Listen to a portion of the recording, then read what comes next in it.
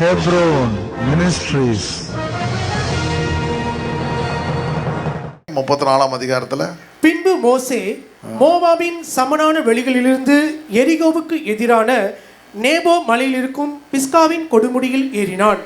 அப்பொழுது கர்த்தர் அவனுக்கு தான் மட்டுமுள்ள கீலேயாத் தேசம் அனைத்தையும், நப்தலி தேசம் அனைத்தையும், எப்ராயிம் மனாசே என்பவர்களின் தேசம் அனைத்தையும், கடைசி சமுத்திரம் வரைக்கும் உள்ள யூதா தேசம் அனைத்தையும், தென்புறத்தையும், சோவார் வரைக்கும் உள்ள பேரிச்சம் மரங்களின் பட்டணம் என்னும் ஊர் முதற்கொண்டு எரிகோவின் பள்ளத்தாக்காகிய சமனான பூமியையும் காண்பித்தார்.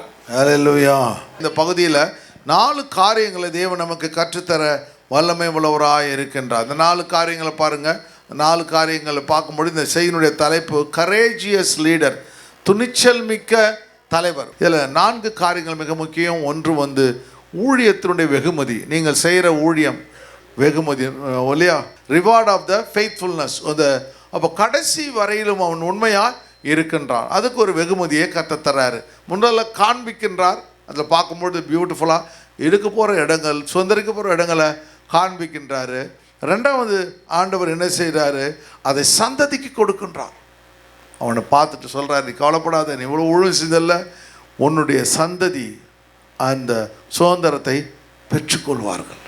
3வது சொல்கிறாரு, உன்னுடைய உண்மைக்காக நான் ஒரு வெகுமதியை தருவேன். என்னென்னா, உன்னை நானே அடக்கம் செய்வேன். என்ன பயங்கரமான காரியம் இல்லை? 4வது காரியம், அவனை கிட்ட சொல்கிறாரு, நீ என்ன செய்வ, நீ மரித்தாலும் கூட வாரிசுகளை உருவாக்க வேண்டும். ஹல்லேலூயா. அப்போ ஆண்டவர்கிட்ட நீங்கள் உன்னை அர்ப்பணிக்கும் பொழுது கர்த்தர் என்ன செய்வார், உங்களை கொண்டு பெரிய திட்டங்களை நிறைவேற்றுவார். 2வது காரியம் வாசிக்கும் பொழுது அந்த காண்பிச்ச பிறகு ஆண்டவர் அவனை உறுதிப்படுத்துகிறார். என்ன உறுதிப்படுத்துகிறார்னா, உனக்கு இந்த கானான் தேசத்தை நான் வாக்கு பண்ணேன், ஆபிரகாமுக்கு வாக்கு பண்ணேன், அந்த ஆபிரகாமுக்கு வாக்கு பண்ணதை உனக்கு எல்லாம் காமிச்சிட்டேன். நான் என்ன சொன்ன உன்னை அழைச்சனோ, அந்த எகிப்திலிருந்து ஒன்று 10 வகை வாதைகளை கொடுத்து எகிப்தியர் கொடுத்து நான் 40 வருஷம் வனாந்தரத்தை நடத்தி உன்னை அழைத்து கொண்டு வந்தேன். நான் சொன்னதை நிறைவேற்றினேன். ஹல்லேலூயா. ஆனால் நீ கானானுக்குள் பிரவேசிக்க முடியாது. ஏனென்றால் நீ அந்த மலையை பார்த்து பேசுனா, நீ என்ன பண்ணிட்ட, மலையை அவங்க தண்ணீர் இல்லை, அவங்க எரிச்சல் மூட்டினாங்க, அப்போது நீ அடித்து விட்ட. அதனால் நீயும் 2 பேரும், அண்ணன் தம்பி 2 பேரும், ஆரோனும் நீயும் அந்த கானானுக்குள் பிரவேசிப்பது இல்லை என்று சொல்லி ஆண்டவருடைய அந்த வார்த்தை மிக மிக முக்கியமான ஒன்று. அப்போ ஆண்டவர் ஒரு நாள் என்ன பண்ண, ஆண்டவரை கோபப்படுத்தும் போது நம்மளுடைய வாழ்க்கையில் நடக்கக்கூட ஒரு பெரிய மோசேவே கானானுக்குள் பிரவேசிக்க முடியவில்லை. சரிந்த வசனங்கள் வாசிக்கும். 34 வசனம். அப்பொழுது கர்த்தர் அவனை நோக்கி, நான் உங்கள் சந்ததிக்கு கொடுப்பேன் என்று ஆபிரகாமுக்கும் ஈசாக்குக்கும் யாக்கோபுக்கும் ஆணையிட்ட தேசம் இதுதான் அப்படி சொல்றார். அப்போ கொண்டு போய் காமிக்கிறார், இதுதான் தேசம், இதை பார், இதான் நீ வாங்க போகிற காரு அப்படின்னு பிள்ளைங்களுக்கு, நீ வாங்க போகிற ஃப்ரிட்ஜ் இதுதான், நீ வாங்க போகிற மிக்ஸி இதுதான் அப்படின்னு உங்கள் ஹஸ்பண்ட் உன்னை காமிக்கிற மாதிரி வாங்கி கொடுத்தா எவ்வளோ சந்தோஷமாக இருக்கும். ஹல்லேலூயா. அதுபோல் ஆண்டவர் என்ன பண்ணுறார், இது தேசத்தையே காமிக்கிறார். உனக்கு நான் கொடுப்பேன் என்று ஆபிரகாமுக்கும் ஈசாக்கும் யாக்கோபுக்கும் ஆணையிட்ட தேசம் இதுதானே, இதை உன் கண் காணும்படி செய்தேன், இது கண் காணும்படி செய்தேன். ஆனாலும் நீ அவ்விடத்திற்கு கடந்து போவதில்லை. ஆனாலும் அவ்விடத்திற்கு எவ்வளோ அவன் ஊழியத்தை செஞ்சான். ஆனால் தேவன் சில இடத்துல அவர் பார்ஷியாலிட்டி பார்க்கறது, தப்புனா தப்பு, ரைட்னா வேறு வழி கிடையாது. சில சமயத்தில் ஊழியக்காரங்க நான் கூட அது மாதிரி டெசிஷன் எடுக்க வேண்டிய நிலைமை ஏற்படும். அந்த சமயத்தில் என்ன பண்ணுவாங்க, ரொம்ப கஷ்டமாக இருக்கும். பிள்ளைங்க நம்மளை திட்டுவோம், அவன் மனைவி திட்டுவாங்க, நீங்கள் அதிகமாக திட்டுவீங்க இல்லை, சில சித்தம் விரும்பணும். அப்படி ஆண்டவருக்கு பயப்பட வேண்டியிருக்கும், ஆண்டவரே அப்படின்னு சொல்லி. அதனால் சில டெசிஷன் நம்ம சபைக்காக எடுக்க வேண்டிய நிர்பந்தத்துக்குள்ளே ஆளாகி விடுகிறோம். இல்லைனா அந்த ஊழியம் ஒன்றுமில்லாமல் போய்விடும், அவருடைய தரிசனம் ஒன்றுமில்லாமல் போய் நம்ம எதுக்காக அழைக்கப்பட்டோம், அவருடைய திட்டத்தை நிறைவேற்றுவதற்கு. ஹல்லேலூயா. அப்போது ஆண்டவர் அப்போ எனக்கு சினாடில் எவ்வளோ பேர் என்ன திட்டுவாங்க பார்த்துக்கோ. ஆமாம், இல்லைனா அவ்வளோ பெரிய சினாடு உருவாகி இருக்காது. நாங்கள் ஒரு சில பேர் இல்லைன்னா இவ்வளோ பெரிய 31,000 சபைகள் வந்திருக்காது. இந்தியா முழுதும் இருக்கு. சில சமயத்தில் சரியாக ஒர்க் பண்ணதில் அந்த டயசிஸை மாற்றிட்டு இன்னொரு டயசிஸை போடணும், அந்த தலைவனை மாஸ்டர் இன்னொரு தலைவனை யார் எடுத்துகிட்டு போவாங்க, அவங்க பார்க்கணும். அந்த அந்த அந்த ப்ரொசிஷன் டாப் இப்போ பார்க்குறாரு. இவனுக்கு வயசாகி போச்சு, 120 வயசாகி போச்சு. இனிமேல் இவனை வச்சுக்கிட்டு என்ன பண்ண முடியாது. இன்னும் யோர்தானை கடந்து போகணும், யுத்தம் நடத்தணும், செரிகோ உடைக்கணும், நிறைய பிரச்சனை நிறைய கார் இருக்குது. இவனால் இனிமேல் நடக்காது. கரெக்டாக பார்த்தாரு, மோசே கையில் அந்த யோசுவா கையில் அந்த பொறுப்பு வேலை கர்த்தர் கொடுக்கின்றார். அதில் சில சமயத்தில் இந்த லீடர்ஷிப்பில் ரொம்ப ரொம்ப முக்கியமான காரியங்களை தேவன் கற்றுக் கொடுக்குறார். அதெல்லாம் பாருங்கள், அந்த சந்ததிகளுக்கு அந்த ஆசீர்வாதத்தை போக வேண்டும் என்று தேவன் விரும்புகிறார். சங்கீதம் 105 9-11 வாசிங்க சீக்கிரமா. 1000 தலைமுறைக்கொன்று அவர் கட்டளையிட்ட வாக்கையும் ஆபிரகாமோடு அவர் பண்ணின உடன்படிக்கையும். அப்போ 1000 தலைமுறைக்கென்று அவர் கட்டளையிட்ட வாக்கு, அந்த வாக்கு மிக முக்கியம். 1000 தலைமுறைகளுக்கு கட்டளையிட்ட வாக்கு, வேர்டு வாயிலிருந்து வர வார்த்தை, அந்த வார்த்தைக்கும் ஆபிரகாமோடு அவர் பண்ணின உடன்படிக்கையும், ஆபிரகாமோடு அவர் பண்ணின உடன்படிக்கையும், அவர் ஈசாக்கு இட்ட ஆணையையும், அவர் ஈசாக்கு கிட்ட ஆணையையும் என்றென்றைக்கும் நினைத்திருக்கிறார். என்றென்றைக்கும் covenant which he made to Abraham is oath to Isaac, ரெண்டைக்கும் நினைத்திருக்கிறார். உங்களுக்கு என்ன வார்த்தைகளை சொன்னாரோ, எந்த வாக்குத்தத்தத்தை கொடுத்தாரோ, அவர் ஒரு நாளும் மறக்க மாட்டார். நிச்சயமாய் அதை நிறைவேற்றுவார். ஹல்லேலூயா. அதுதான் உங்களோட விசுவாசமா நம்பிக்கையா இருக்க வேண்டும். சங்கீதக்காரன் ரொம்ப அழகாக எழுதுறான் பாருங்க. என்ன அதனால தான் அவனு சொல்கிறார் அவங்ககிட்ட, நீ உன் சந்ததியை உனக்கு இதை இந்த கானான் தேசத்தை கொடுப்பேன் சொன்னல ஆபிரகாம்கிட்ட, 400 வருஷங்கள் நீ என்ன பண்ண வேண்டும், உபத்திரப்பட வேண்டும், பிறகு இந்த தேசத்தை கொடுப்பேன் சொல்ல. பிறகு 400 வருஷம் முடிய போது நான் இப்பொழுது இந்த தேசத்தை உன் சந்ததிக்கு கொடுக்க போகிறேன். அப்போ நம்முடைய திட்டம் என்னவா இருக்கணும், நாம உண்மையாக இருந்துச்சுன்னா நாம் பார்க்குறத எல்லாம் நம்முடைய சந்ததிக்கு தேவன் தரப்போகிறார். உன் பிள்ளைகள் அனுபவிக்க போகிறார். உன் பிள்ளைகள் நீங்கள் ஒரு விசுவாசியாக இருக்கீங்க, நீங்கள் வேலை செஞ்சுட்டு இருப்பீங்க, உங்கள் பிள்ளைங்களை கர்த்தர் ஊழியக்காரராய் மாற்றுவார். அவன் சுவிசேஷத்தை அறிவிப்பான். எவ்வளோ பெரிய சந்தோஷம் இல்லையா. ஆண்டவர் கட்ட அப்புறம் பிறகு வாசிங்க, அதை யாக்கோபுக்கு பிரமாணமாகவும் இஸ்ரவேலுக்கு நித்திய உடன்படிக்கையாகவும் உறுதிப்படுத்தி. நித்திய உடன்படிக்கையா கவர்னண்டா பண்ணிட்டாரு, பிரமாணமா பண்ணிட்டார், ஸ்டாச்சுஸ்லாம் லாவா பண்ணிட்டார், கவர்மெண்ட் ஆர்டரா பண்ணிட்டார். உங்கள் சுதந்திர பாகமான கானான் தேசத்தை உனக்கு தருவேன் என்றார். சுதந்திர பாகமாக கானான் தேசத்தை அலாட்மெண்ட் கொடுத்துட்டார். உங்களுக்கு அந்த போர்ஷன் உங்களுக்கு கொடுத்துரு. நாட்டையே தேவன் என்ன பண்ணுறாரு, ராடு மேய்க்கிற ஒரு சந்ததிக்கு ஒரு நாட்டையே தேவன் கொடுத்து விடுகிறார். அதுபோல் உங்கள் குடும்பத்தை தேவன் என்ன பண்ணுவார், கொடுத்து விடுவார். எங்கள் அப்பா சிஐடி இன்ஸ்பெக்டராக இருந்தார். ஆண்டவர் 2 கிங்டத்தை கர்த்தர் என்னை கொண்டு உருவாக்குனார். ஒன்று எடிபிள்னஸ், இந்த கம்பெனி பெரிய கம்பெனியாக இருந்துச்சு. இப்போ நடுவில் விட்டுட்டேன்.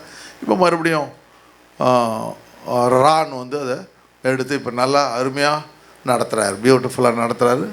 நல்ல புது ஸ்டாஃபுங்கெல்லாம் போட்டிருக்காரு. எனக்கு ரொம்ப சந்தோஷம். ஆண்டவர் கண்ணு முன்னாடி நான் முடிஞ்சு போச்சுரா எடிபிள் வச்சுட்டு அவள் தான் முடிச்சிட்டேன். ஆனால் கர்த்தர் இருக்கிறார். ரிஷி என்ன பண்ணணும், எப்ரோனை நடத்த வேண்டும். ஹல்லேலூயா. இப்போ 2 கிங்டத்தை டெவலப் பண்ணணும். ஆண்டவர் என்ன பண்ணார், மேலேருந்து கவனிச்சுட்டே இருக்கிறார் நம்மளை.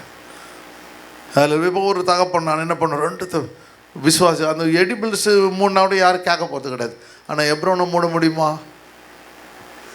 மூட முடியாது. நீங்கள் மூட விடுவீங்களா? ஆனால் அது சொல்கிறேன், அந்த சந்ததிக்கு அவ்வளவும் வர வேண்டும். நான் ஆண்டவர்கிட்ட சொன்ன, ஆண்டவரே அந்த ஆலயம் மறுபடியும் திறக்கப்பட்டுச்சுன்னா நடந்துச்சுன்னா எல்லாத்தையும் உன் பேருக்கு எழுதி வச்சிடறேன் ஆண்டவரே அப்படின்னு சொல்லி ஒரு நாள் ஆண்டவர்கிட்ட சொல்லிட்டு இருந்தேன். ஆண்டவரே இந்த ஊழியம் உங்களுடைய வருகை வரையில் நடந்துக்கிட்டே இருக்கணும் ஆண்டவரே. அதுதான் நம்ம எவ்வளோ 30 வருஷம் இந்த ஊழியம் ஆரம்பிச்சு 30 இயர்ஸ் ஆகி போச்சு. 30 வருஷத்தில் கர்த்தர் அநேக ஆத்துமாக்களை கர்த்தர் கொடுத்துட்டு நான் பார்க்குறேன். அன்றைக்கி good Friday service, Easter service ஆண்டவர் திரளான ஆத்துமாக்களை கொண்டு வந்தார். பாஸ்டர்ஸ்லாம் ஒரு சில பாஸ்டர்ஸ் பார்த்துட்டு ஈஸ்டர் சர்வீஸ் எப்படி குட் ஃப்ரைடே சர்வீஸ் எப்படி கேட்டாங்க. அந்த வீடியோ காமிச்சோன்னா எடிசன் சர்ச்சு இன்னும் அப்படியே இருக்குது, அப்படியே தான் இருக்கும், மாறாது. ஹல்லேலூயா. நம்முடைய ஆண்டவர் உண்மை உள்ளவர். நீங்களும் நானும் உண்மையாக இருந்தால் ஒரு நாள் என்ன பண்ணுவார், தேவன் மறக்கவே மாட்டார், மறுக்கவும் மாட்டார். ஹல்லேலூயா. திட்டங்கள் சுதந்திரமாய் உன்னை நான் கொடுத்தேன். ஆண்டவருடைய திட்டங்கள் நிறைவேறுகிறத பார்க்க முடிகிறது.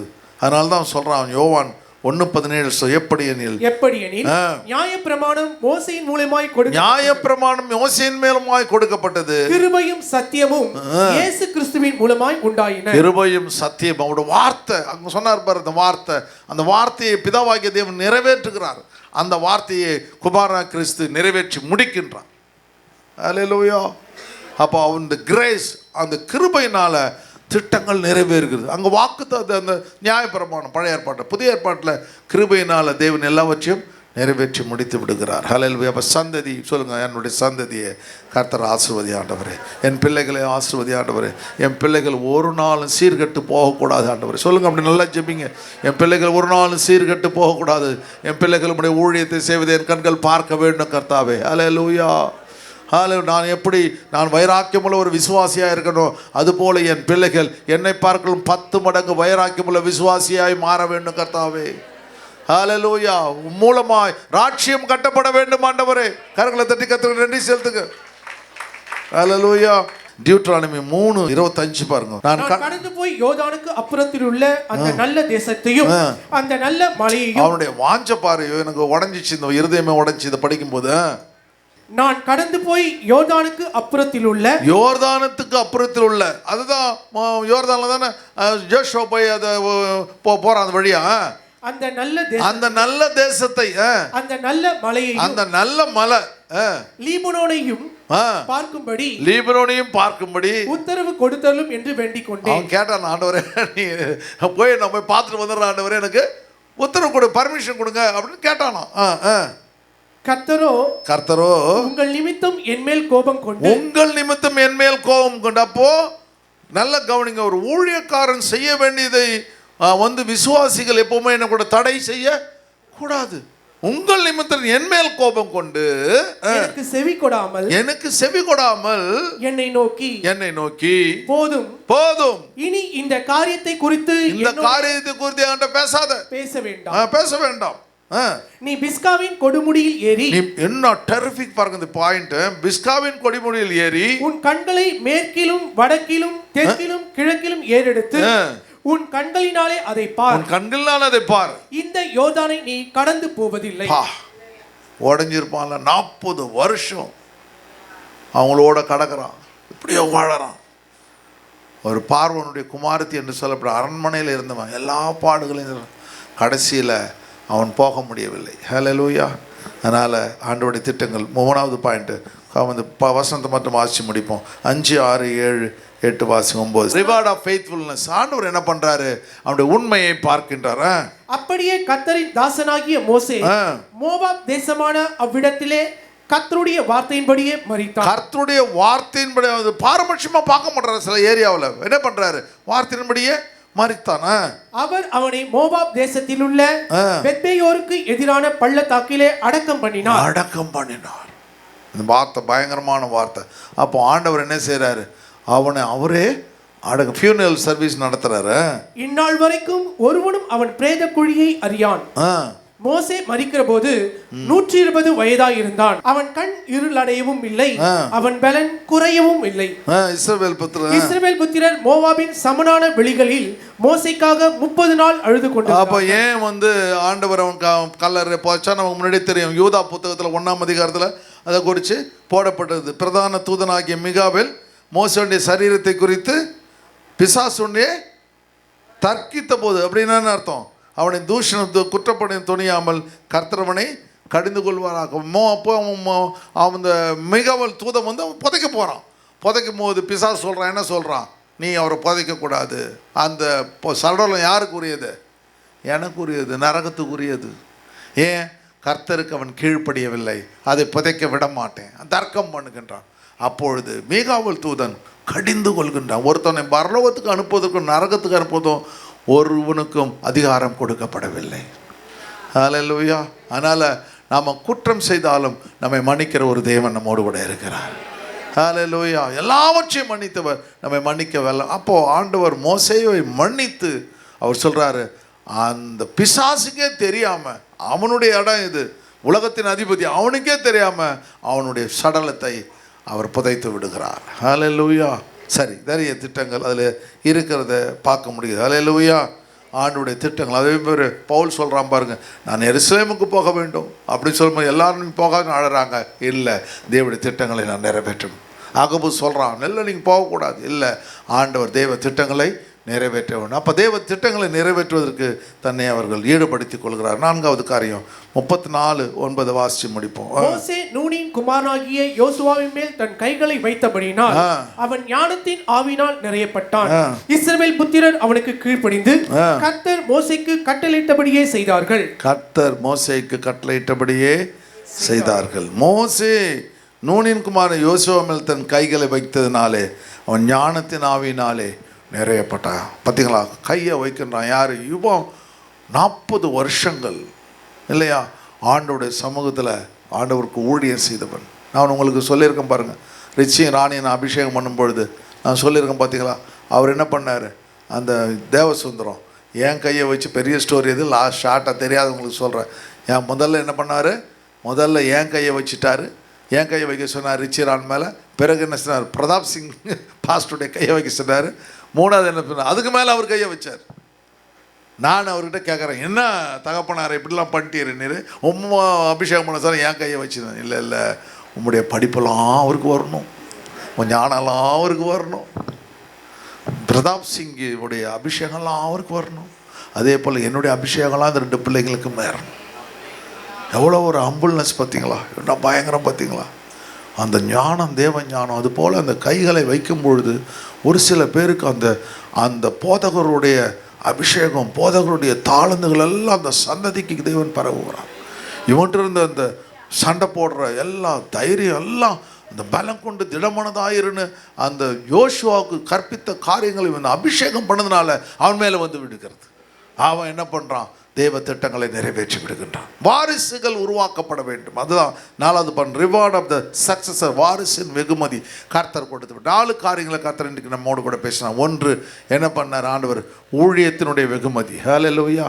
அவன் உண்மையாக ஊழியம் செய்தனால கர்த்தர் அவனை பிஸ்காவின் கொடுமுடிக்கு கொண்டு செய், அங்கே அவனுக்கு நடக்க போகிற காரியங்களை கர்த்தர் காண்பிக்கின்றார். நீங்களும் நானும் ஆண்டுடைய சமூகத்தில் உண்மையாக இருந்தால் கர்த்தர் பரலோகத்தின் காட்சிகளை நமக்கு காண்பிப்பார். 2வது, ரிவார்ட் ஆஃப் த டிசெண்டன்ட். சந்ததியின் வெகுமதி. நாம் உண்மையாக ஊழியம் செஞ்சோம்னா கர்த்தர் நம்முடைய சந்ததியை, நமக்கு வர பிள்ளைகளை, பேர பிள்ளைகளை, அடுத்த பிள்ளைகள் எல்லாரையும் தேவன் ஆசீர்வதிப்பார். 3வது காரியம், உண்மையின் வெகுமதி. ஆண்டவர் அவனுடைய சடலத்தை அவரே இருந்து, அவன் உண்மையாக இருந்தனால அவரே அந்த ஃபியூனரல் சர்வீஸை நடத்துகிறார். 4வது காரியம் என்ன செய்கிறாரு? வாரிசுகளை அவன் மூலமாய் உருவாக்குகின்றார். அடுத்த சந்ததி அதை சுதந்திரத்தை விட நீங்களும் நானும் கடைசி நாட்கள் என்ன செய்ய வேண்டும்? வாரிசுகளை உருவாக்க வேண்டும். உங்கள் மூலமாக அநேக வாரிசுகள் சபைக்கு வர வேண்டும். உங்கள் மூலமாக அநேக பிரேயர் செல்கள் எடுக்கப்படும். உங்கள் மூலமாக அநேக தேவ தரிசன திட்டங்களை கர்த்தர் நிறைவேற்ற வல்லமை உள்ளவர்.